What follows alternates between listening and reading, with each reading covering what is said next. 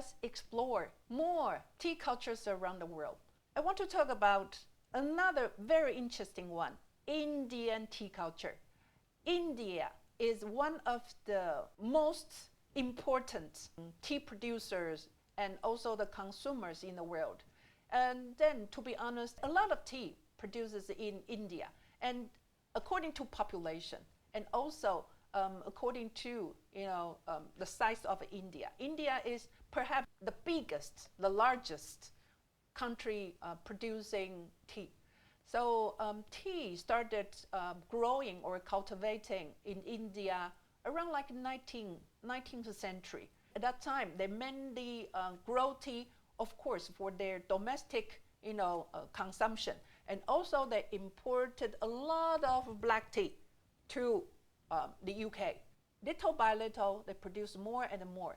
And the famous regions producing Indian black tea, one is Darjeeling. Darjeeling, it is also called champagne of teas. So the reason why it is called champagne of teas, because it's in the foothill of Himalaya. And as I mentioned earlier, it's in the high mountain area and with a lot of clouds and not too much sun. If you have too much sun, it will be really bitter. So the elegant, smell, aroma, and fragrance, flavor, makes it very beautiful. So Darjeeling also is one of my favorite black tea in the world. And another one is Assam. Assam is in the northeast of India. So Assam is a very important black tea producing regions in India. And then the next one I want to talk about is masala cha. That is the unique way of tea or making tea. We also call that la cha. So masala cha, another name for it is actually we call that spice tea. So they use Indian black tea mixed with a lot of different kinds of spices. And put milk and put sugar, then cook it. Some people even cook it. So they call that masala cha.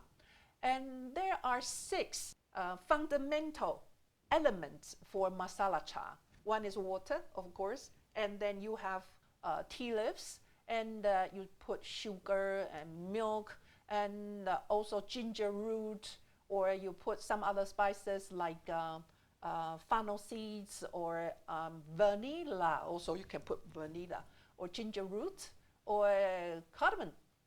You can put actually literally any kinds of spices you like, and then cook it with your tea. So next time you can experiment, masala cha by yourself. This one, as you can see from the picture, masala cha contains different kinds of spices like a fennel seeds or like a vanilla, cardamom, etc. Last time I had the masala cha with my Indian friend, and she made beautiful masala cha. And I asked her, how do you cook it? She said, just easy. You put everything you like, put into the the teapot, and then cook it. It's easy to make masala cha. I think that is her way, but it turned out really beautiful. And according to my friend, every household has their own unique way to cook their own masala cha. So I think that's interesting. In some Indian restaurants, they serve masala cha. So if you like, you can try next time if you have curry, rice curry, Indian curry, and then masala cha later. And then next, I want to talk about another very interesting tea culture, Russian tea culture with samovar. What does that mean, samovar? Samovar is a very important part of Russian tea culture. I will explain that later. So for Russian people, tea is one of very important roles in their daily life. And drinking tea has more than 300 years of history. So tea actually was brought again from China, just like other kinds of tea cultures in the world, like Japanese or Turkish. They all originally came from China. So they came from China through the Great Tea Road, which was part of the Silk Road at that time. So Russian people mainly drink black tea, okay, black tea, but they have their own unique way. And then green tea and herbal tea is getting popular, just like British tea culture, but the British people mainly drink black tea, but some people start drinking other kinds of tea like green tea or herbal tea. So it's the same for Russian people. So Russian people mainly drink black tea too, but some people like other kinds of tea. Now I want to explain Russian samovar. What does that mean? What is a samovar?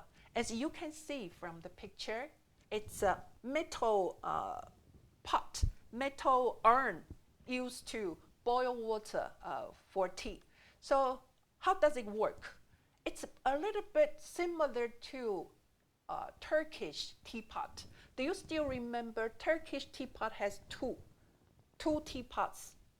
The upper part contains really strong tea, and the lower part actually is hot water. So similarly, samovar is that way too. So in the lower part, it contains hot water, and they put tea, hot tea, teapot, another teapot on top of the samovar to keep it warm. So when they serve you, they will give you strong tea first and then dilute with some water. And they stir it. After that, they eat it with jam or something like that. So generally speaking, Russian tea culture always has samovar.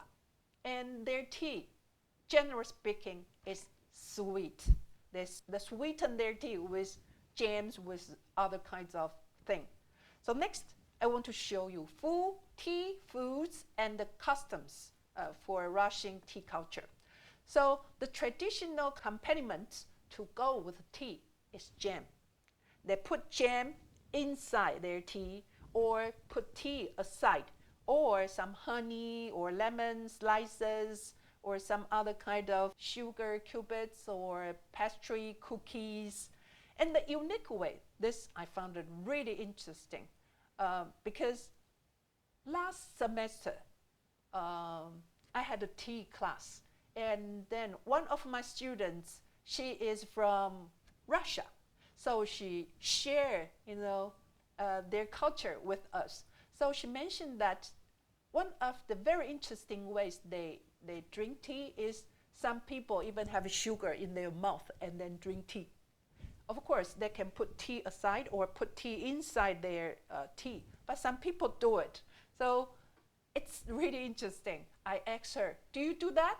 She said, no, I don't want to get fat. So normally she put less sugar.